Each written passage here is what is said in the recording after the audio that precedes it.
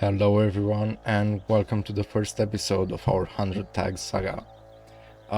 Let's talk a bit about the opening moves. We are playing as Gotland, and the reason for that is we are going to form Denmark, and Gotland is the only nation that can do that using monarchy missions. So let's get those. Now, the estate setup is a bit weird for Gotland because we have this mission that needs us to have low influence and high loyalty for all three states. So we are not going to give out the mana privileges, but instead seize land on the spot, and then the most important state privilege that you can give out right now is supremacy over the crown. This one allows you to get an event that gives you an agenda, and when you complete it you'll get free loyalty, basically, without calling the diet, without getting 5 influence for each. And the prestigious state a bit later. Now, our diplomats will have to virtually work overtime for the first couple of years or so, because we need to get really high opinion with Austria as well as Denmark's enemies and rivals. Now, this is pretty important. You will want to restart until Burgundy is either a rival or an enemy. So fortunately I didn't have to restart. This is my first try. But if they hadn't been a rival or an enemy, I definitely restarted. Right, we are also going to hire an improved relations advisor. And yeah, let's jump right into it. We're also going to focus dip. Our first idea group is going to be diplomatic ideas. I think it's the best opener you can get, generally speaking. Obviously each idea group is situational, but diplo ideas give you a lot of relations bonuses, as well as the province warsaw cost, which is, I think it's a necessity for most big conquest campaigns.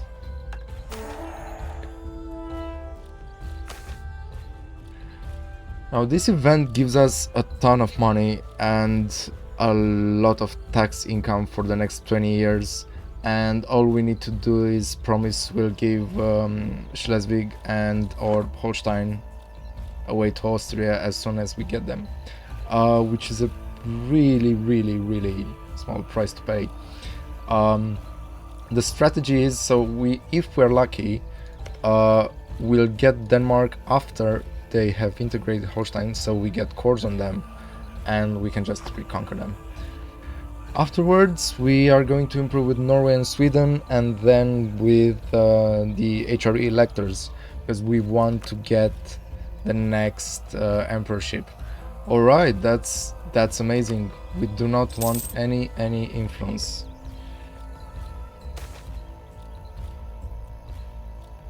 Always get free stab. You really need Burgundy because of their ships. You will not be able to take on the entirety of Kalmar Union, even though Norway and Sweden may be disloyal. They will use their navies to attack you. Hopefully we'll get a concert. Oh, you've got to be kidding me. Alright, let's see if we can get any other royal marriages. So Wolgast, yeah, sure, that's good enough. Oh yeah, that's a bird. That's totally a bird. Did we?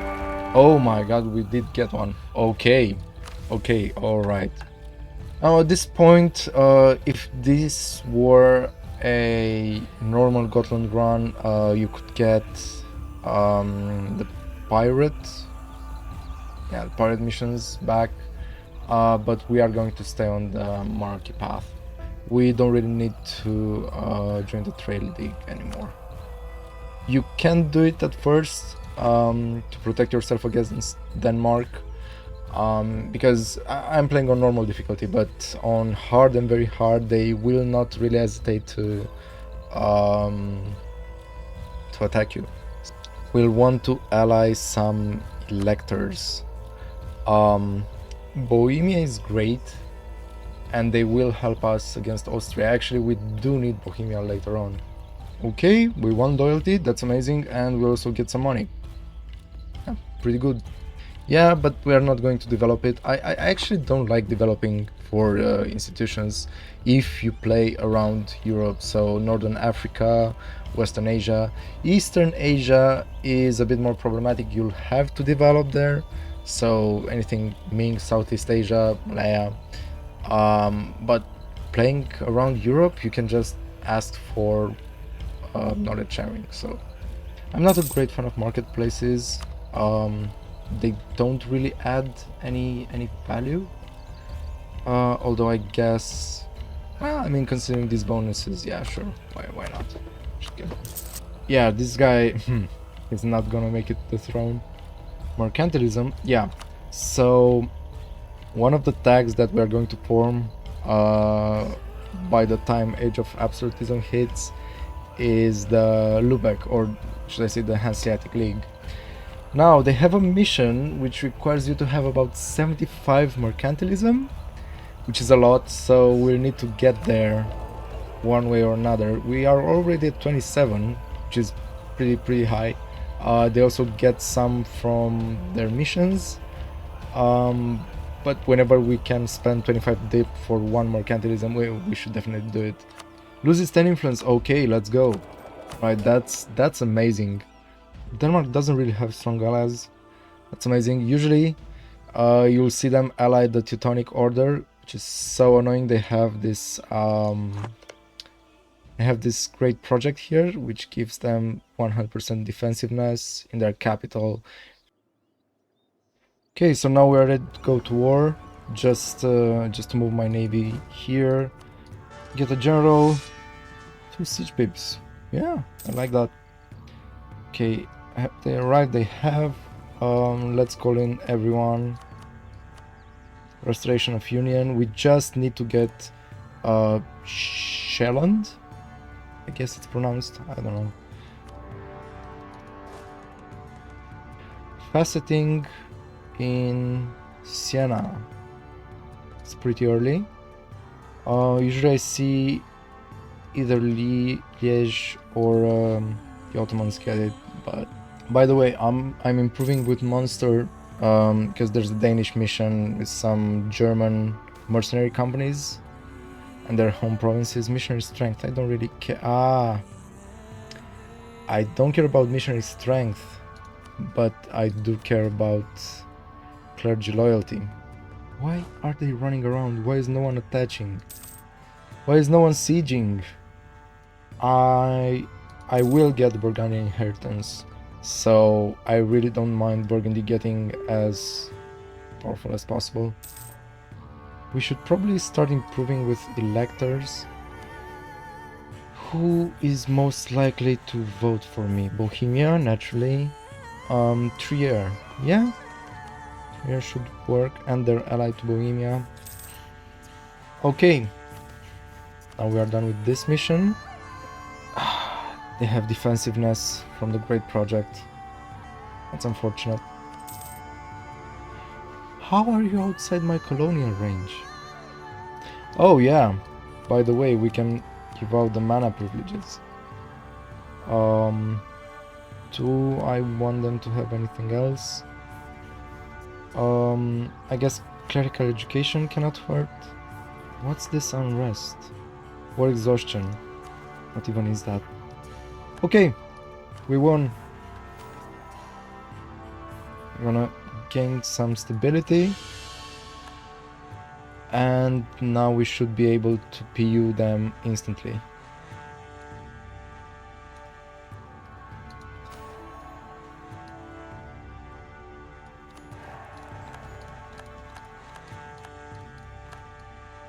Well, I cannot abide by that.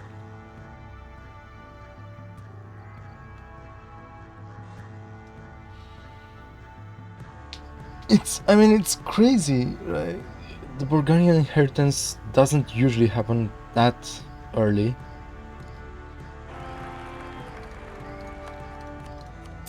What's with these airs, man? 304, that's abysmal. But finally we are back in control.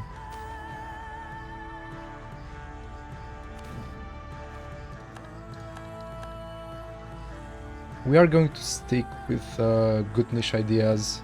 I just like the CCR way too much. So now we cannot abandon our roots. Unfortunately, I think we need to give Holstein back now. Bit of a shame. Nobles of Sweden. I mean, he's still young, and I do need the mill. Okay. It's fine. It's fine, we'll get Holstein back. We already have 2 votes. We're on track to get the next one as well. Plus, we don't care about this castle or this castle. I generally like having one in my capital. Okay, he's great. I love him. He's great. You know, we'll have to conquer Lübeck, Hamburg, and Bremen, and some more provinces in the upper part of Germany. But for now, we are just chilling. Alright, I guess this is as good a time as any to end the first episode. We're 17 years in, we've already had our first tag switch. Starting as Scotland, we became Denmark. We got this beautiful mission tree, but we kept the good niche ideas. Minus 15% CCR is pretty good early on. Next on the to-do list is to attack the Baltic nations and full annex them, become the Holy Roman Emperor, and get cheap, no professionalism mercenaries. Thank you for watching, and I'll see you in the next one.